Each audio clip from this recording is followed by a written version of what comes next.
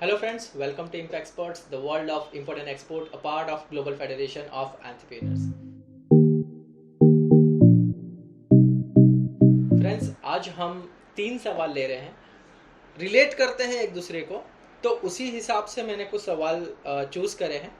तो पहला सवाल जो पूछा है, जो कि है करण परिहार जी का, जो पूछते हैं, हेलो सर, क्या ऑनियन का फिक्स प्राइस में एक्सपोर्ट नहीं हो सकता है इन नेपाल एंड बांग्लादेश? ओके। दूसरा सवाल गुलाम मोहम्मद जी का, सर इंपोर्ट एक्सपोर्ट के लिए इंपोर्ट एक्सपोर्ट लाइसेंस जरूरी है क्या सर?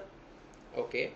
तीसरा सवाल जो पूछा है समीर अरोरा जी ने, जो पूछते हैं, अगर बायर ने एक कंटेनर का ऑर्डर नहीं दिया तो क्या 20 से 25 कार्टन को भी एक्सपोर्ट कर सकते हैं कि नहीं? सबसे पहले मैं आपको रिलेट करना चाहूंगा पहला सवाल, जो कि है गुलाम मोहम्मद जी का। गुलाम मोहम्मद जी पूछते हैं, सर इंपोर्ट एक्सपोर्ट के लिए इंपोर्ट एक्सपोर्ट लाइसेंस जरूरी है sir? Yes, it is mandatory. Ghulam Mohammad ji, आप कोई भी इंपोर्ट कर रहे हैं प्रोडक्ट या कोई भी प्रोडक्ट एक्सपोर्ट कर रहे हैं, export import licence is must. Export import licence के साथ में जो भी प्रोडक्ट आप एक्सपोर्ट इंपोर्ट करना चाहते हैं, उसके रिलेटेड जो भी पर्टिकुलर रजिस्ट्रेशन कम मेंबरशिप सर्टिफिकेट आपको लेना रहेगा। आरसीएमसी ये क्या होता है? रजिस्ट्रेशन कम मेंबरशिप सर्टिफिकेट ये होता है एक्सपोर्ट प्रमोशन काउंसिल से आपको लेना रहता है। जब आपके पास ये डॉक्यूमेंट अवेलेबल होते हैं, उसके बाद में आपको पोर्ट रजिस्ट्रेशन कराना रहता है।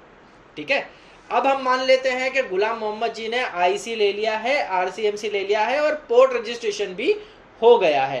अब वो बायर के साथ में डील करते हैं, जो कि सेकंड क्वेश्चन आता है करण परिहार जी का, सर क्या ऑनियन का फिक्स प्राइस में एक्सपोर्ट नहीं हो सकता है? बिल्कुल हो सकता है। अब मान लेते हैं कि करण जी ने डिस्कशन करा, नेपाल या बांग्लादेश में फिक्स प्राइस पे बिल्कुल हो सकता है सर, उसमें कोई दो राय नहीं है। सामने वाला बायर आपको क्या रेट दे रहा है उसके ऊपर डिपेंड करता है। फिक्स रेट कुछ भी हो सकता है सर।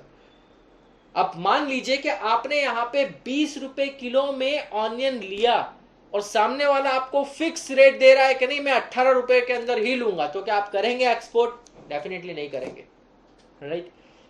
क्योंकि आपकी खरीदी ही 20 रुपए है और वहां से वहां तक ट्रांसपोर्टेशन, सीएचए कॉस्ट वगैरह वगैरह सब ऐड होगा, तो वो मेरे ख्याल से 22 रुपए तक पहुंचेगा। तो आपको वो 18 रुपए दे रहा है और आपको वहां तक पहुंचने में ही 22 रुपए, कोई प्रॉफिट मार्जिन तो ऐड ही नहीं करा है, तो डेफिनेटली आप नहीं करेंगे। बट अगर आपकी खरीदी, आपको पहले से इसके ऊपर आप स्टडी करते हैं और आपको पता है कि पर्टिकुलर ये जो क्रॉप है ये पर्टिकुलर ड्यूरेशन में कम होता है इसका भाव, तो आप पहले से बायर से आप डील कर सकते हैं कि भाई मैं तुमको ये पर्टिकुलर टाइम ड्यूरेशन में इतने रुपए केजी में दूंगा। लाइक आज की तारीख में अगर मैं बात करूं तो 13 रुपए, 14 रुपए, 11 रुपए ऑनियन का भाव चल रहा है, राइट? एक्सपोर्ट की बात कर रहा हूं, लोकल रिटेल की बात नहीं कर रहा हूं मैं। तो अगर मेरा वहां पे, अब वो भी डिपेंड करता है ग्रेडिंग के ऊपर, ये भी डिपेंड करता है ग्रेडिंग पे। अब जैसे आपने बोला है नेपाल एंड बांग्लादेश, तो वहां पे आपका जो क्वालिटी जाता है that is an 25 mm to 35 mm का जो ऑनियन जाता है, वो 25 mm टू 35 mm के आसपास का वहां पे जाता है, तो उसका रेट और भी कम होगा। तो आप पहले पता करिए कि कौन से तारीख में या कौन से ड्यूरेशन में रेट कम होता है, ठीक है? तो तब आपको आइडिया आ जाएगा कि कब आपको फिक्स पे डील करना है। आप डायरेक्टली अपने एंड से कॉन्फिडेंट होकर बोल सकते हैं कि नहीं चलो ठीक है, मई के अंदर हम लोग ये रेट के ऊपर डील करेंगे। बट आपको पता होना चाहिए कि मई के अंदर वो रेट जो है ऑनियन का, क्रॉप जो है वो ऑनियन का कितना होगा, वो स्टडी करना पड़ेगा आपको, तभी जाके आप वहां पे डील कर सकते हैं। अब मान लेते हैं तीसरा क्वेश्चन, जो कि समीर अरोरा जी का है।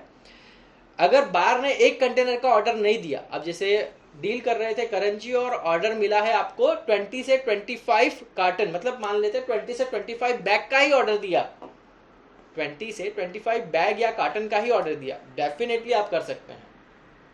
समीर जी, आपको जितना ऑर्डर मिलता है उतना ऑर्डर का भी आप एक्सपोर्ट कर सकते हैं।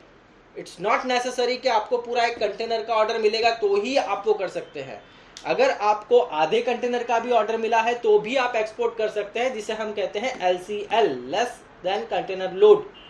ये भी आप, अब जितना आपका जो कंटेनर में जो मटेरियल है, जितना स्पेस यूटिलाइज हो रहा है, उतने ही रुपए आपको वहां पे देने हैं, ना कि पूरे कंटेनर का भाड़ा आपको देना रहेगा।